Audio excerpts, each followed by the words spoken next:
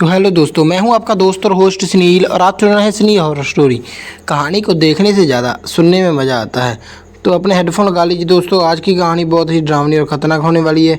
दोस्तों, कहानी शुरू करने से पहले आप चैनल को सब्सक्राइब कर लें और अगर आपको कहानी अच्छी लगे तो आप लाइक कर देना।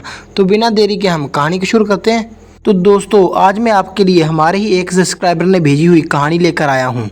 ये कहानी उनके कॉलेज के दिनों में उनके साथ घटनी एक घटना पर आधारित है। तो चलिए अब बिना वक्त जाया किए हम कहानी की ओर बढ़ते हैं। नमस्कार दोस्तों, मेरा नाम पुनीत है और मैं औरंगाबाद का रहने वाला हूँ। आज मैं भले ही एक सरकारी नौकरी कर रहा हूँ, लेकिन आज की ये मेरी कहानी मेरे कॉलेज के दिनों में मेरे साथ घटनी एक घटना पर आधारित है। दोस्तों, ज़िंदगी में हमें कभी कभी ऐसी चीज़ों का सामना करना पड़ता है कि बाद में हमें भी विश्वास नहीं होता कि हमने ऐसा कुछ देखा था या फिर ऐसा कुछ महसूस किया था। जब मैं हॉस्टल में नया नया रहने चला गया था, तब वहाँ पर शुरुआती दिनों में वहाँ पर मेरे साथ जो कुछ भी हुआ था वो बहुत ही डरावना और अजीब था। आज भी मैं दोस्तों उस लड़की के बारे में ज़्यादा तो कुछ नहीं जानता और ना ही मैं जान पाया हूँ। वो लड़की, वो सब कुछ मेरे एक अनसुलझे सवाल जैसा है जिसे मैं आज तक सुलझा नहीं पाया हूँ। आपको मैं उस हॉस्टल और उस कॉलेज का नाम तो नहीं बता पाऊँगा, लेकिन मैं आपको वो कहानी बताता हूँ। उन दिनों मैं मेडिकल की पढ़ाई कर रहा था अपने शहर से दूर, एक दूसरे शहर में। मैंने नया नया ही हॉस्टल ज्वाइन किया था। मुझे कॉलेज में दाखिला लिए अब कुछ ही दिन ही हुए थे और उस वक्त हमारे सीनियर ने हमारे न्यू ज्वाइनिंग के लिए एक पार्टी रखी थी।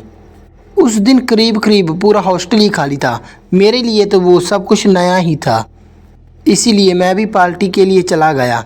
लेकिन कुछ ही देर में मुझे वहाँ के शोर से तकलीफ़ होने लगी और इसीलिए मैं कॉलेज कैंपस से निकलकर हॉस्टल की ओर निकल पड़ा। शाम हो रही थी, अंधेरा बढ़ना अब शुरू ही हो रहा था। सूरज की एक धीमी लाल रोशनी आसमान में फैली हुई थी। मैं धीमे धीमे रास्ते पर चलते जा रहा था।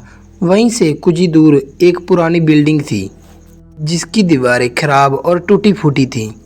जब मैं उस बिल्डिंग के करीब से गुजर रहा था, तब मुझे एक अजीब सी आवाज़ सुनाई पड़ी। उस आवाज़ को सुनते ही मेरा ध्यान उस बिल्डिंग की ओर ही चला गया, लेकिन वहाँ मुझे कोई दिखाई नहीं दिया। मुझे इतना तो यकीन था कि वो आवाज़ वहीं से ही आई थी। मैंने सामने देखा तो सामने दूर दूर तक फैला हुआ रास्ता था।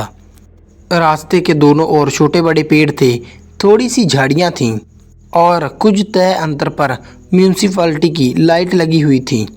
और वहीं से थोड़ा आगे हमारे हॉस्टल की मेन बिल्डिंग थी। वहाँ पर वैसे डरने वाली कोई बात नहीं थी, लेकिन उस वक्त वो रास्ता एकदम सुनसान था। मैं फिर से हॉस्टल की ओर चलने लगा। कुछ कदम दूर जाने पर मुझे महसूस हुआ कि मेरा पैर नीचे चिपक रहा है। मैंने अपना पैर उठाकर देखा तो जूते में च्युइंगम लगा हुआ था। मैंने फिर यहाँ वहाँ देखा और वहीं से एक छोटा पत्थर उठाया और उसकी मदद से च्युइंगम को हटा दिया और फिर पत्थर को वहीं सामने फेंक दिया। लेकिन जब मेरा ध्यान सामने गया तो मेरे अंदर से बिजली सी कौंध गई, क्योंकि वहाँ बस मुझसे थोड़ी ही दूर एक लड़की खड़ी थी। उसकी गर्दन नीचे थी, इसीलिए शायद मैं उसका चेहरा नहीं देख पा रहा था। लेकिन तभी वो अपना एक हाथ उठाकर मेरी ओर इशारा करने लगी। मैं घबराकर वहीं पर ही खड़ा रहा, क्योंकि कुछ सेकंड्स पहले वहाँ पर कुछ भी नहीं था। पर पता नहीं अचानक से वो लड़की कहाँ से आ गई थी। उसे एकदम से सामने देखकर मेरे सीने में ज़ोर ज़ोर से दर्द होने लगा। मैं एकदम से शांत खड़ा था और तभी उस लड़की ने एकदम से अपना हाथ नीचे किया और फिर वो बिल्डिंग की ओर जाने लगी। बिल्डिंग के पास जाते ही वो पुराना लोहे का गेट एक अजीब तरह से आवाज़ करते हुए खुल गया और अगले ही पल वो लड़की अंदर जाते जाते अंधेरे में कहीं गायब हो गई। उसके जाने के बाद भी मैं बस अपनी जगह पर ही खड़ा था।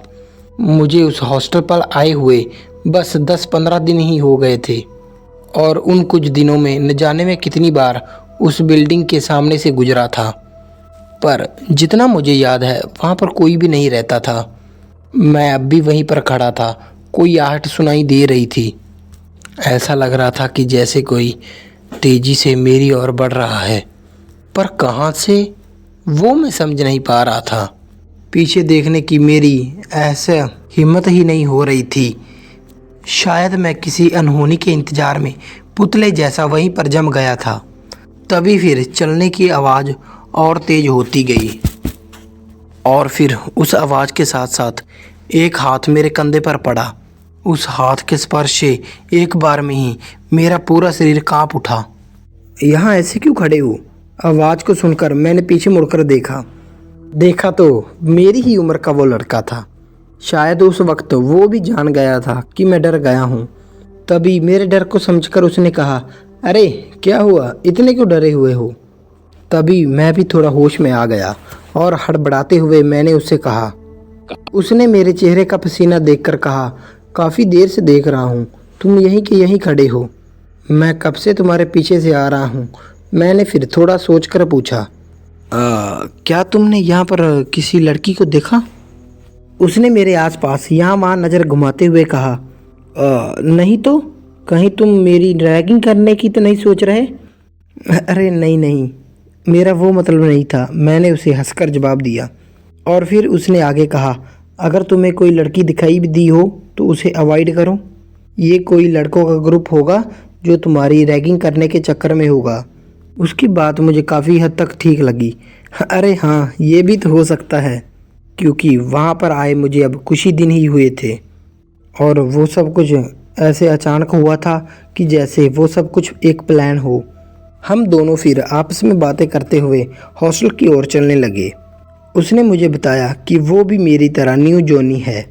उसका नाम सीनू है और वो मेरे ही हॉस्टल में रहता है। उसे भी पार्टी का शोर ज़्यादा पसंद नहीं आया और वो भी मेरी तरह पार्टी छोड़कर चला आया। हम भी फिर यहाँ वहाँ की बातें करते हुए हॉस्टल तक आ गए और फिर एक दूसरे को अलविदा कहकर अपने अपने कमरे की ओर चले गए। उस दिन मेज़ में खाना नहीं बना था। खाने का पूरा इंतज़ाम पार्टी हॉल में किया गया था। मेरे पास जो खाने का सामान पड़ा था, मैंने उस रात उसी से ही काम चला लिया। मैं खिड़की के पास गया और देखा कि मेरे कमरे की खिड़की से उस पुरानी बिल्डिंग की काली आकृति नज़र आ रही थी।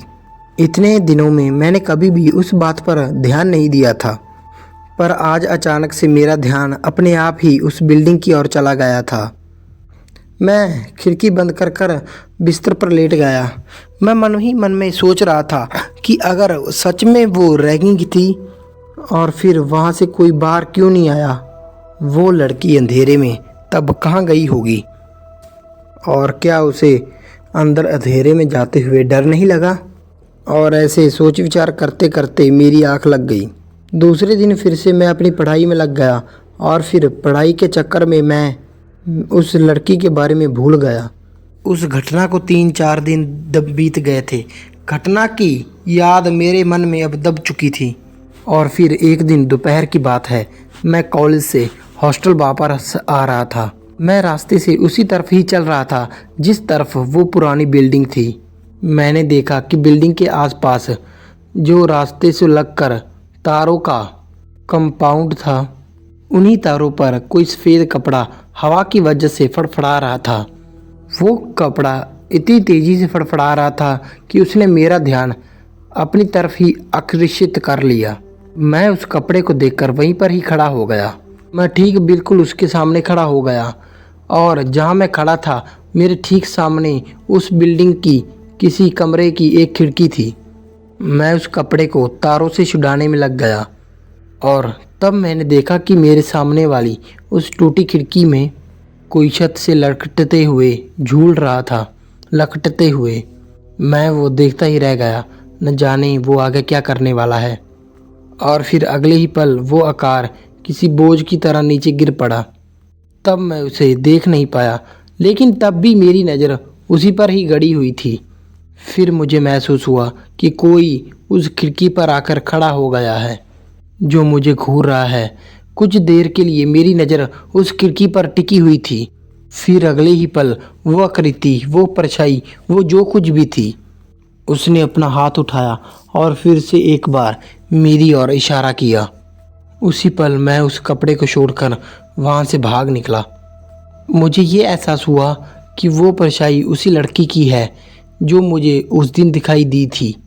न जाने वो क्या चीज़ है, लेकिन हैरानी की बात ये थी कि दोनों बार वो मेरे सामने होकर मैं उसका चेहरा नहीं देख पाया था। मैं वापस अपने हॉस्टल के कमरे में आ गया और वहाँ से कुछ किताबें लेकर मैं लाइब्रेरी के लिए चला गया। रात होने पर मैं खाना खाकर फिर से कमरे में आकर पढ़ाई के लिए बैठ गया। पढ़ाई करते करते कितनी रात हो गई थी ये तक मुझे पता नहीं था। मेरा पूरा ध्यान पढ़ाई में ही था। उस दिन थोड़ी बहुत ठंड थी, इसीलिए मैंने खिड़की को भी बंद कर रखा था। पढ़ाई करते करते वहीं बैठे बैठे कब मेरी आंख लग गई मुझे पता ही नहीं चला। मैं नींद में था, गहरी नींद में। और फिर नींद में ही मुझे महसूस हुआ कि मेरे आसपास ठंड कुछ ज़्यादा ही बढ़ रही है। उस वजह से मेरी नींद खुल गई। देखा तो खिड़की खुली हुई थी। जहाँ तक मैं समझता हूँ उस वक्त जितनी ठंड मुझे लग रही थी वातावरण में भी उतनी ठंड नहीं थी। मैंने झट से खिड़की को बंद कर दिया और फिर से किताब को टेबल पर रखकर मैं बेड पर सोने चला गया। तभी अचानक बीच रात मुझे किसी की थपथपाहट की आवाज़ सुनाई दी। ऐसा लग रहा था कि जैसे मेरी छाती को कोई अंदर से थपथपा रहा हो। मेरी आंखों पर नींद सवार थी, वो बहुत भारी हो चुकी थी। मैंने किसी तरह अपनी आंखें खोलकर घड़ी की ओर देखा। रात को 2:45 हो गए थे। मैं सोचने लगा कि इतनी रात को यहाँ पर कौन आया होगा। आपको सच कहूँ तो उस कमरे में मैं अकेला ही रहा करता था। बाकी सभी कमरों में 3-4 लड़के एक साथ ही रहते थे, लेकिन मेरे कमरे में तब अकेला ही था। लेकिन उस बात से भी मुझे कोई फ़र्क नहीं पड़ता था और ना ही कुछ अजीब लग रहा था, क्योंकि उल्टा मुझे तब वो ये लगता था कि मैं अकेला ही ठीक हूँ और इससे मैं अपनी पढ़ाई पर ठीक से ध्यान दे पाऊँगा। फिर मैं अपनी आंखों को मसलते हुए खाट से उठकर दरवाजे की ओर चला गया और दरवाज़ा खोला और अगले ही पल मुझे शरीर में जोर का धक्का लगा। मैंने जितने आराम से दरवाज़ा खोला था उससे भी दुगनी तेज़ी से मैंने दरवाज़ा बंद कर दिया। इतनी रात को, क्योंकि मेरे दरवाजे पर वही लड़की खड़ी थी, वही लड़की जो बार बार मुझे दिखाई दे रही थी। मुझे बहुत पसीना आया हुआ था, मैं डरा हुआ था और काफ़ी देर तक मैं उस दरवाजे के पास ही खड़ा रहा। मैं उसकी आहट सुनने की अपने कानों से कोशिश कर रहा था, लेकिन फिर कोई आहट नहीं हुई। सब कुछ पहले जैसे शांत था। अब इन सब चीज़ों के शांत होने के बाद फिर इन सब चीज़ों के बारे में सोचना ज़रूरी था, क्योंकि वहाँ पर अब सब कुछ अजीब था और वो बार बार होने लगा था। और वो लड़की कौन थी और क्या करना चाहती थी, मुझे उसके बारे में कुछ भी नहीं पता था। वो बार बार सिर्फ मुझे ही क्यों दिखाई दे रही थी, और ये सब बातें सोचकर मैं बहुत ही डर गया। वो रात मैंने जैसे तैसे बिताई। अगले दिन सुबह मैं कॉलेज नहीं गया और हॉस्टल के नीचे जाकर ही बैठ गया। कुछ देर बाद मुझे सीनू अपने कमरे से नीचे आता हुआ दिखाई दिया।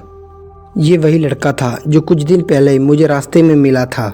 मैंने उसे हाथ दिखाया, उसने मुझे तुरंत पहचान लिया और मुझे देखते ही वो मेरी ओर चला आया। वो अकेला था तब, जिससे मैंने अब तक थोड़ी बातचीत की थी। मेरे पास आते ही उसने मुझसे पूछा, कैसे हो और पढ़ाई कैसी चल रही है। मैं तब रात वाली बात उस लड़की के बारे में उसे बताऊं या ना बताऊं ये सोचते हुए कहा, ठीक हूँ और पढ़ाई भी ठीक ही चल रही है। और फिर कुछ टाइम सोचकर मैंने उससे पूछा, अरे यार, मुझे ना तुझसे कुछ ज़रूरी बात करनी है, क्या मैं कर सकता हूँ, मतलब अभी। उसने हंसकर अपनी गर्दन हाँ में हिलाते हुए कहा, हाँ बिल्कुल, और इसमें इतना डरने वाली कौन सी बात है, तुम पूछ सकते हो। ये सच था कि मैं तब भी डरा हुआ था। और फिर मैं उसका हाथ पकड़कर थोड़ा साइड में लेकर गया और उसकी ओर देखते हुए कहा, उस दिन जब मैं रास्ते पर खड़ा था और तुम की मेरे पीछे से आ रहे थे। और क्या तुम्हें सच में वहाँ पर कोई लड़की भी दिखाई नहीं दी थी? मतलब मेरा कि कोई सफ़ेद कपड़ों में बिना चेहरे की? उसने बिना किसी शंका से बड़े आराम से जवाब दिया। हाँ हाँ बिल्कुल, वहाँ पर जहाँ तक मुझे याद है तुम्हारे अलावा कोई भी नहीं था। उसकी ये बात सुनकर मैं और भी शांत हो गया और अपने आप से ही सोचने लगा। उसने फिर से पूछा, लेकिन हुआ क्या है? मैंने बात को टालते हुए कहा, अरे कुछ नहीं, तुम यकीन करोगे या नहीं? मैं फिर से शांत हो गया। उसने फिर मुझे बात बताने के लिए आग्रह किया, तो मैंने फिर उसे बताना शुरू कर दिया कि मुझे उस वक्त वहाँ पर एक लड़की दिखाई दी थी, एक सफ़ेद कपड़ों वाली लड़की। मैंने उसे देखा था, इसलिए मैं अपनी जगह पर रुका था। लेकिन उस दिन के बाद से मुझे वो बार बार दिखाई दे रही है। सीनू ने फिर हंसते हुए बोला, अरे ये तो अच्छी बात है, कोई लड़की तुम्हारा पीछा कर रही है तो ज़रूर कोई ना कोई ख़ास बात होगी ना। तो मैंने घबराकर उससे कहा, अरे नहीं, तुम मेरी बात को ना ठीक से समझ नहीं रहे। उस रात मुझे वो लड़की दिखाई दी, पर वो तुम्हें नहीं दिखाई दी।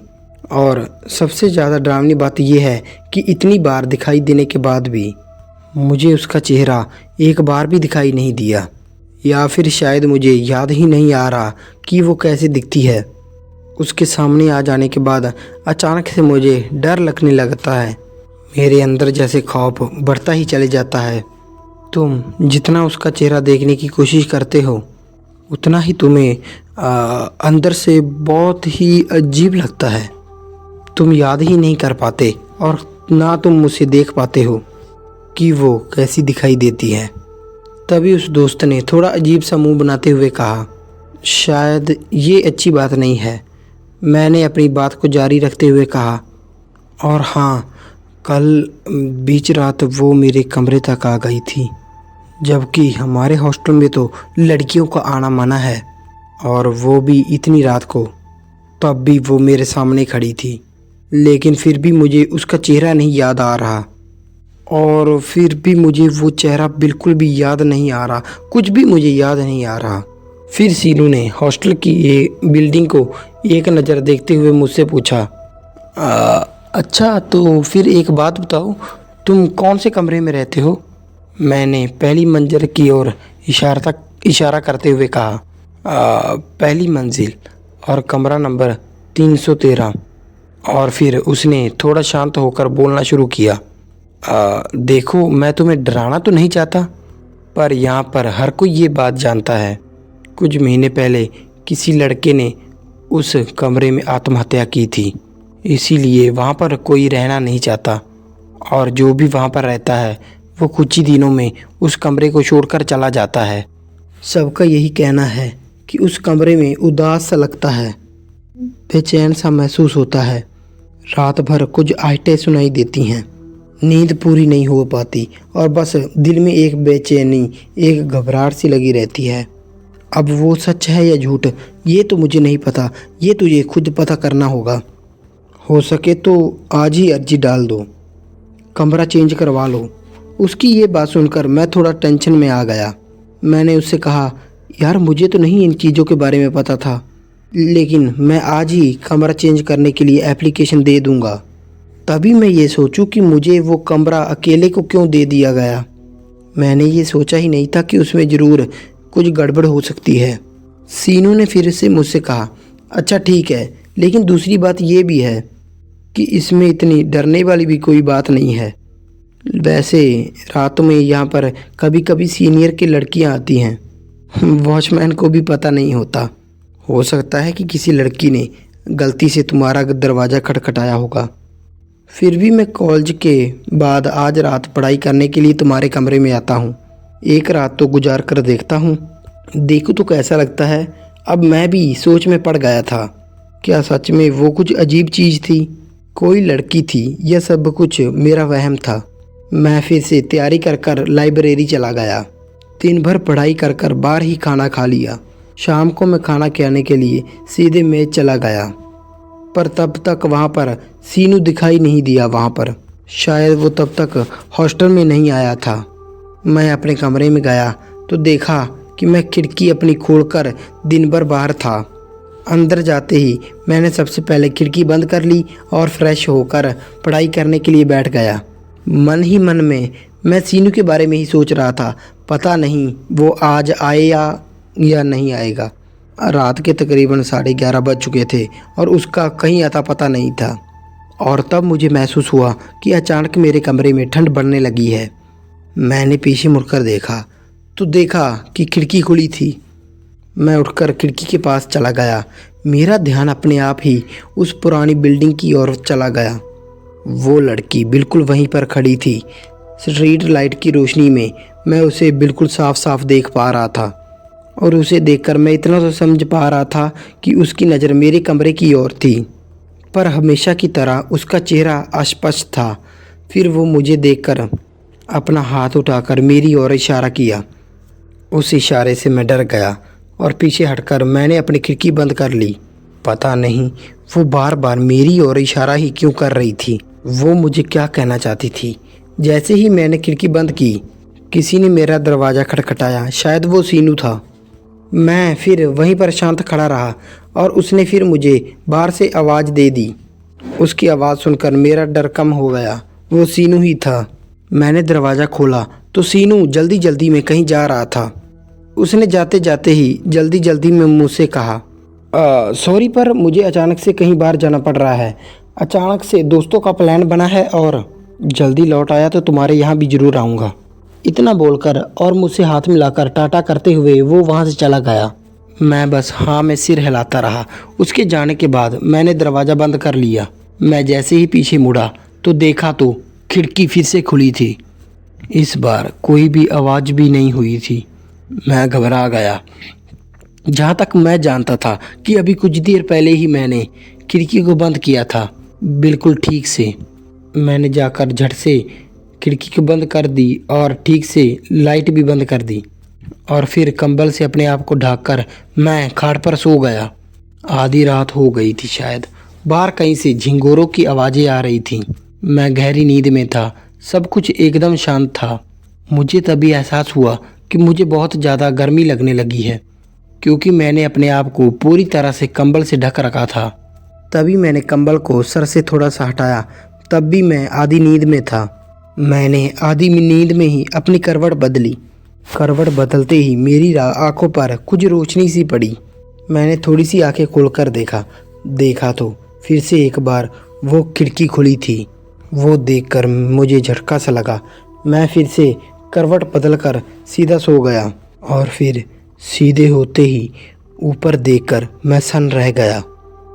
ठीक मेरे ऊपर लगे पंखे पर एक लाश लटक रही थी। खिड़की से आती रोशनी में वो लाश मुझे साफ साफ दिखाई दे रही थी।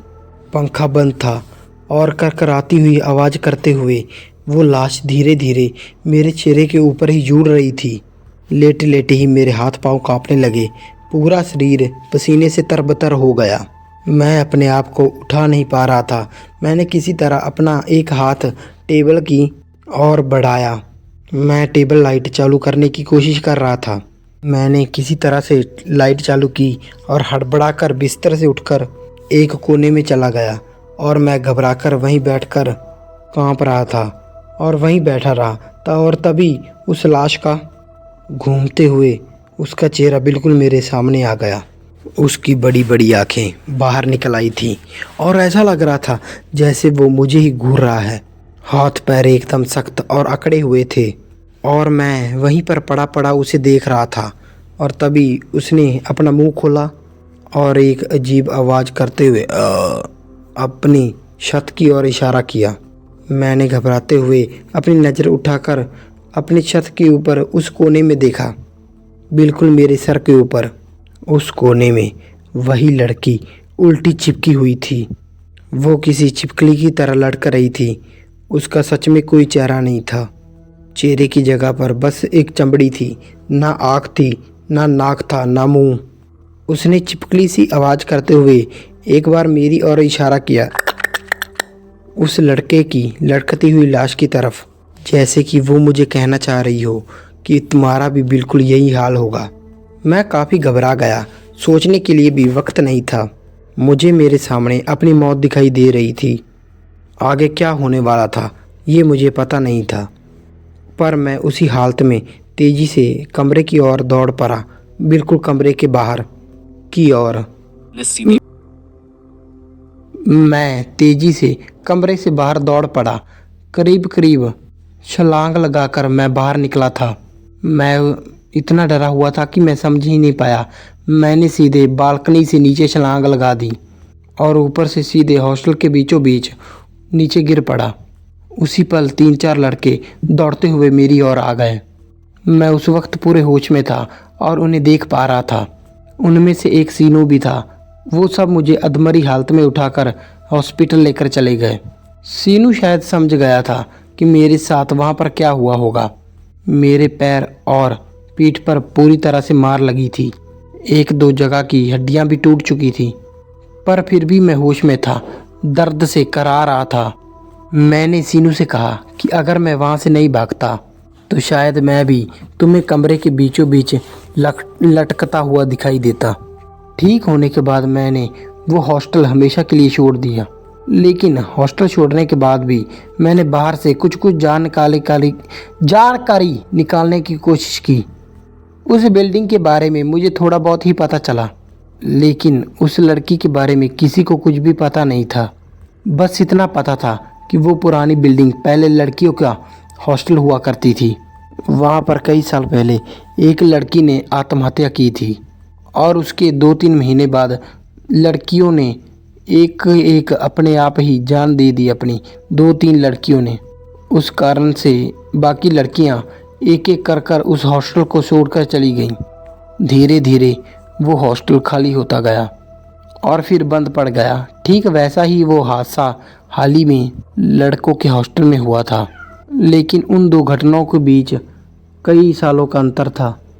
लेकिन उनमें मुझे कोई कनेक्शन इसलिए नज़र नहीं आ रहा था। बस मैं तब इतना समझ गया था कि उस कमरे में किसी लड़की ने आत्महत्या की थी, कि वो इसी लड़की के कारण की होगी जिसने भी उस कमरे में आत्महत्या की थी। और फिर मेरी पढ़ाई भी पूरी हो गई और अब मुझे जॉब लगकर कुछ साल हो गए हैं। जॉब लगने के कुछ सालों बाद मैंने उस बिल्डिंग के बारे में फिर से कुछ पता करने की कोशिश की, लेकिन पता चला कि अब वहाँ पर कई सारी बिल्डिंग बन चुकी हैं और कई सारे लोग वहाँ पर रहने चले आए हैं।